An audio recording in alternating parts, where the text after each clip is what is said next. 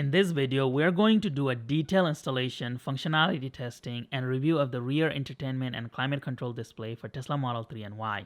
What is going on, Tesla family? Today I have a super exciting video for you all.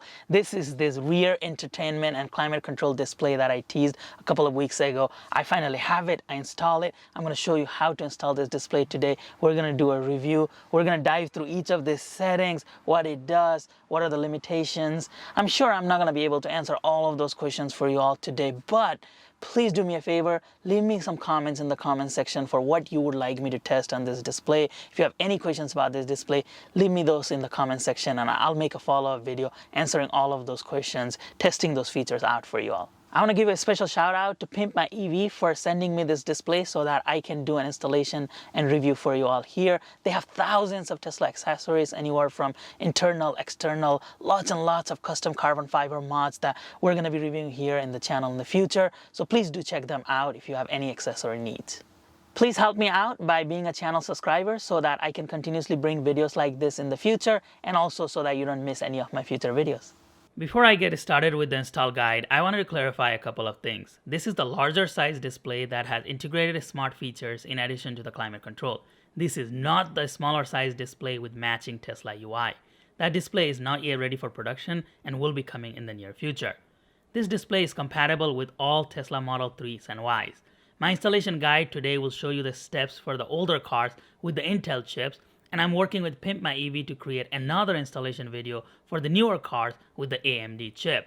The installation is not that different between the two versions, but the AMD one just requires an installation of an additional plug for power. Pimp My EV will send you specific instructions with your kit for both versions. If your unit came with a USB-C ports and you have a USB-A ports like mine, you'll want to swap that out first. They will likely send you the correct version, but they sent me both so I could show you if this happens to you. The process is pretty simple. You can just use a small Phillips head screwdriver to remove the 8 screws around the internal bracket. Here are the locations of those screws. Take your time and remove all 8 screws. Once those screws are removed, you can just lift the inner bracket and it should come right out. Then you can easily swap the bracket exactly how you removed it. Make sure to also insert those screws and tighten them. We're going to first reach under the passenger side footwell under the glove box and remove those 4 plastic screws.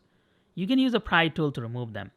Once the panel is removed, you will see the LED light connector, which can be removed by pinching on the middle tab and pulling it out. Then the speaker plug can be disconnected by simply pulling on the plug. Next, you'll need to connect this new plug into Tesla's computer plug. This is the difficult plug we had to access so many times for other accessories. First, make sure you go to Safety and Security settings and turn off the display.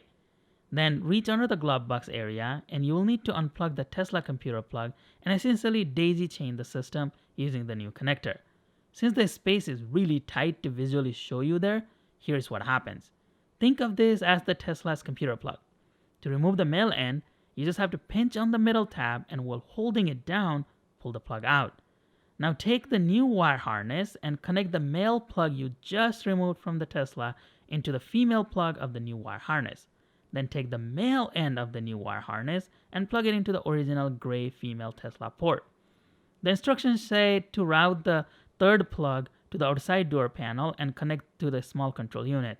However, doing this resulted in this door panel not being too tight for me. So I ended up installing this inside and there's plenty of room there. Now take the long end of the cable and we need to route it to the back. You have 2 options. One option is to simply route the cable by hiding the cable on the side central console panel.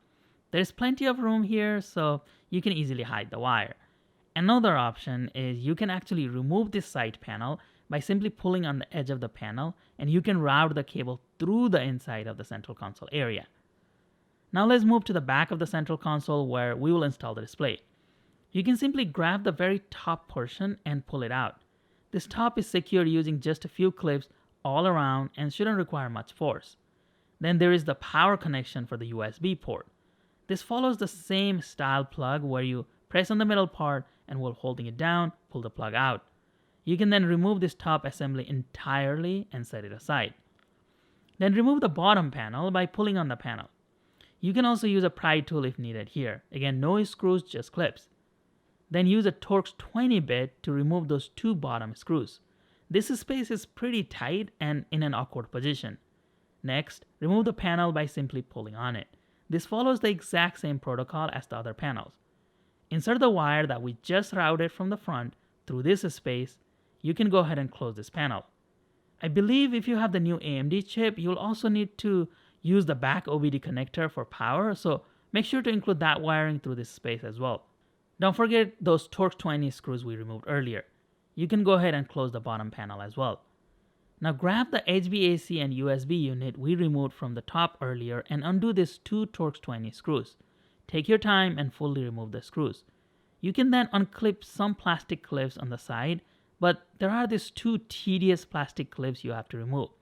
Your goal is to basically unhook that white clip so the HVAC vent assembly can come out. Take your time so you do not break those clips. As you can see, that white piece needs to stay behind and the vent assembly can just pop out. Those are the clips that are really hard to remove. Next, we need to remove the circuit board and the USB ports. These are secured using those two Torx 10 screws. Make sure you have a Torx 10 bit, otherwise a smaller bit can easily strip those screws. Just speaking from my past experience, and you do not want stripped screw on a circuit board.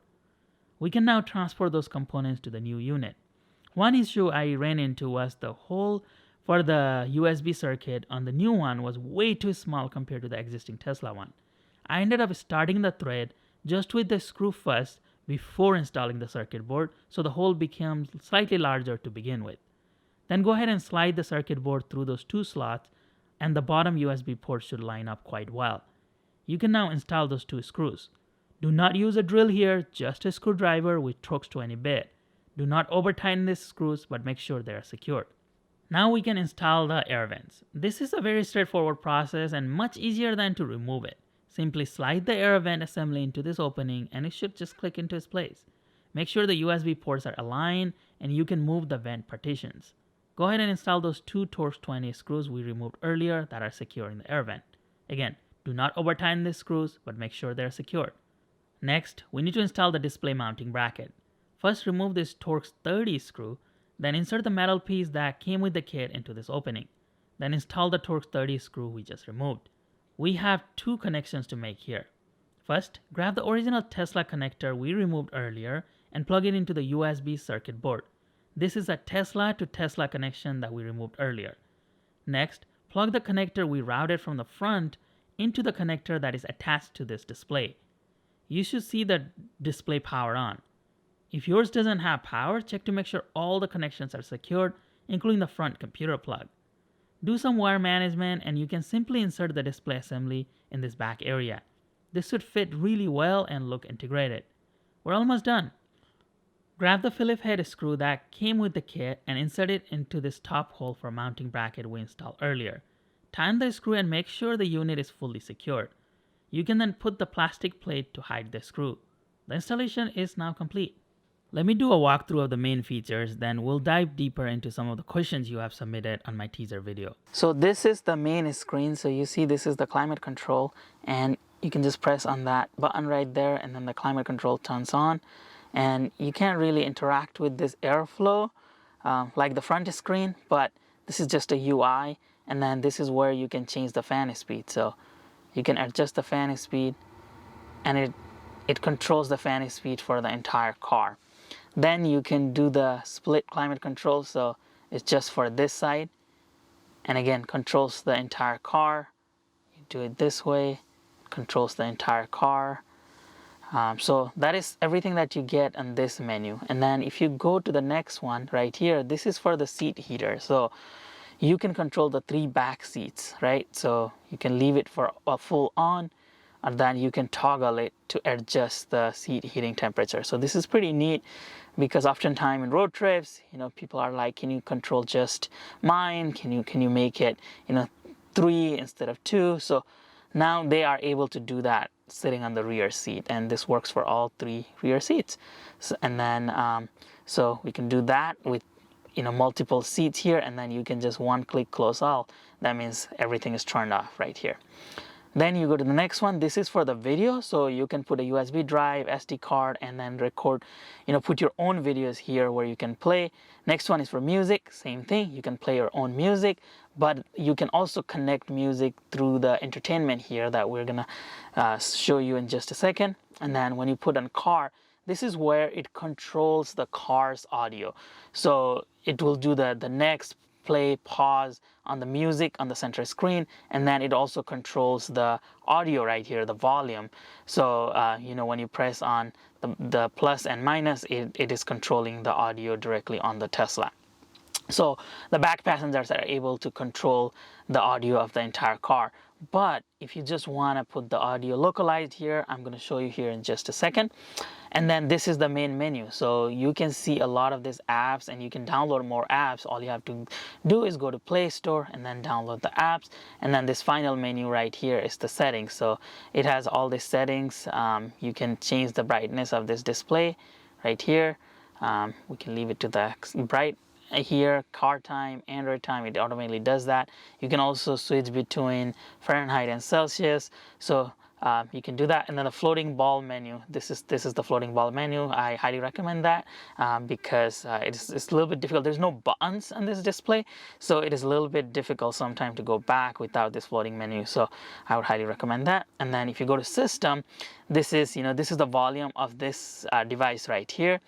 And then there's the network setting. This is where you can connect to the Wi-Fi and whatnot. But the Android setting is the main one. So you want to go to the Android setting, and this actually controls pretty much everything. So you can do the Wi-Fi. So you can choose between different Wi-Fi.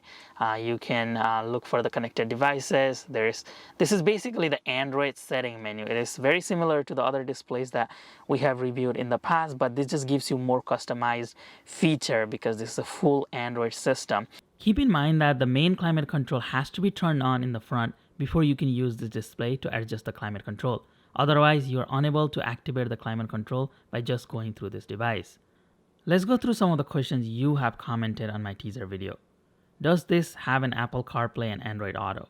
Yes, this device supports wireless CarPlay and wireless Android Auto. To activate the CarPlay, first go to the Bluetooth setting of your phone. Then click on the Z-Link 5 app on this display. It will show you the broadcast name at the very top, and in our case it is the TSL2251. Click on that name on your phone. The Bluetooth will connect to your phone and the display shows connecting, please wait. Then your phone asks you to confirm to use the CarPlay. Once you click on that confirmation, the CarPlay activates. Then that's it. You have a fully integrated Apple CarPlay on this display. Next time you get into your car, the CarPlay automatically connects to this phone. You can download Waze, Spotify, and all the other apps you would like integrated with the CarPlay. Next question was about the audio output. There are multiple audio outputs for this display. When you first install the display, the audio will just come out of the internal display speaker and not the Tesla speaker. So to add another Bluetooth audio device, let's start with the Tesla first. All you have to do is go here in the audio cost and then press on that, and then do pair a new device. And this will show the devices. So the Tesla, all of these devices are here. Now we're going to go to the Tesla screen and we are going to hit start search. And as you see the Android BT, so we're going to click on that and it's adding the device right there. So there's that number right here, and that's what it shows right here when we go to the Android, and we're going to hit pair and it's connected. So that Tesla Model 3 Teslito is connecting, and you can do allow, deny messages and whatnot, and it shows it's active. And if we go to the Tesla screen right here, as you can see, that thing is active. So now whatever we play through this device will play on the Tesla screen, as well as it will play through the Tesla speaker. Then you also have the option to connect the audio output to Bluetooth headset. We're going to try to connect these AirPods to this screen, and to do that we have to open this and then press and hold here on this icon, and then it should start flashing. So it's flashing. So what we're going to do is go here, and then actually we're going to go here and then do the audio cast, and then we're going to try to pair a new device. So it's searching, found the Tesla, and it found the AirPods Pro right here. So we're gonna go ahead and hit the AirPods Pro, and then pair.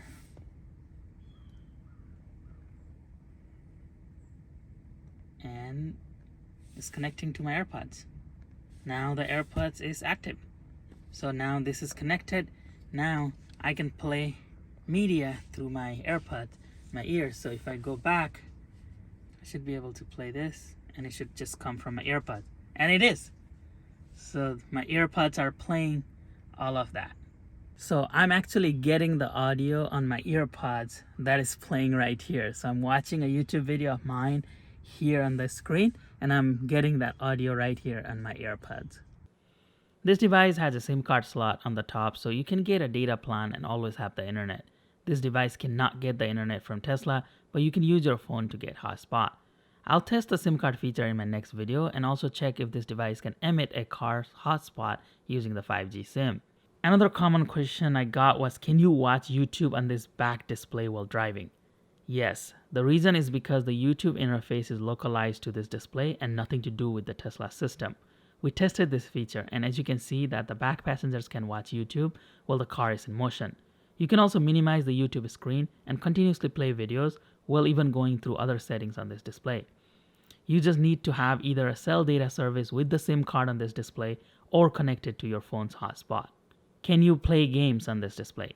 Yes, you can connect an Xbox controller or any other Bluetooth controllers and be able to play the games. The setup is quite easy. Just go to the Bluetooth setting on this display and add your controller, and once it connects, you can play games. You can download those games from the Play Store directly. Another common question that I got was, is this supported only on the older Intel chip versions, or can I have an AMD, the newer car, and this would be good to go? And the answer is yes, you can have either version of the car and you will be able to integrate this display. They will send you different wire harness and installation guide for either of those options, and mine installation guide is applicable to the Intel version. I do hope to make an AMD version installation guide in the future. So here are my thoughts about this display. I really like how well it integrates with this system. I mean, you can't tell this is an add-on system because it came with this whole unit. We transfer some of the Tesla product, but this just looks very integrated and it looks like it's a part of the car. For a version 1 of this product, I am impressed. There are not very apparent bugs in this system. It works exactly how you expect it to work. It does the climate control really well. The seat heating works really great. It just has a full-on integration. And you know, for a version 1, again, I would expect a lot of bugs, things to not work. So I was genuinely surprised. This display offers that flexibility and more control to the rear passengers. Now they can control their own seat heaters, they can control some of the climate control. So just allowing them to be entertained while also being able to control the aspect of the car is pretty great. This has a lot of entertainment options, including HBO Max, Amazon Prime, Video, Showtime, and so many more. There's also a ton of options for kids, including educational videos and games. I like that it can connect to a separate Bluetooth unit, such as a headphone, so that back passengers, or if you have an individual person just watching the display in the front, can have that on their headphone while you can still use the Tesla and not bother anybody else. And you can continuously use the Tesla speakers for your phone's music and whatnot, while that person just being isolated just with that music on their ears. I don't have kids, but I think this is a pretty great idea. If you have a kid and while you are charging on the supercharger, you don't have to have them watching anything on the front screen. They have their own screen that they can watch YouTube, Netflix, they can play games, and even while riding, right? The car is in motion and they can watch YouTube. That's amazing, and we tested that here, that it actually works. So without affecting the driver's ability to drive, you can have the entertainment in the back while the car is in motion. Also, the CarPlay is wireless and it synchronizes amazingly. Just as soon as you walk into the car with that Bluetooth connected phone, the CarPlay connects on this display. So you don't have to do anything. You just sit inside the car and the CarPlay is connected with your phone. Unfortunately, I do not have an Android phone to test that wireless Android Auto compatibility. So I'm gonna go find an Android phone for the future video so that I can fully test that out for you all. A couple of things I do want to suggest for the manufacturers, and I think this will update over times. One of the things is I wish they could just utilize this back OBD port for this to work, because connecting to that front autopilot plug is very difficult, as we have demonstrated over and over again with so many other displays. So it would be really nice if they just integrate it to the back OBD port. And upon my discussion with them, I think that feature might come in the future, but I'm not sure when that might come. But it would be really nice to connect to the back port. But at the same time, we have heard in the past that the back port is more prone to being damaged by Tesla software update over time. So one software update, it could just totally change, then the UI changes, the display starts acting up. So just keep that in mind, that even though it would be really nice and I would love that, at the same time I know that the front OBD port, that the autopilot plug, none of the Tesla's update have ever messed with that plug in the past. I know that they probably cannot control the Tesla screen to reflect the changes that are happening here, because when you put it on the screen and the fan speed is 10, the Tesla screen still shows as whatever you had left originally. So it will still show as 1 or 2. Even though you change the temperature here, the screen still shows that. And we saw that with other products like the Sexy Bonds. Even though it would control the fan speed and the temperature using the UI interface, you couldn't see that. Those changes are not reflected on the Tesla screen. And that makes sense, right? Tesla doesn't want, third-party screens like this or systems like that to be controlling the aspect of the Tesla screen. So the only thing you can control on the Tesla screen from this display is really the next, the previous, the play, pause for the music, and then the volume. So that is the only thing that you can control that is visible on the screen. Everything else, you can still control the aspect of it, like the climate control, but you can't see that reflected on the Tesla screen. I also hope that they make some sort of a swiveling mount so that we can adjust the display angle in the future. This is a fixed tilt mount, which is great for kids and shorter folks, but being able to adjust the tilt angle would be very helpful for everyone. And finally, the bezels. I mean, this is definitely a very old style tablet where the bezels are so large, and we saw that with the original versions of the Carplay display we reviewed from Hansshow.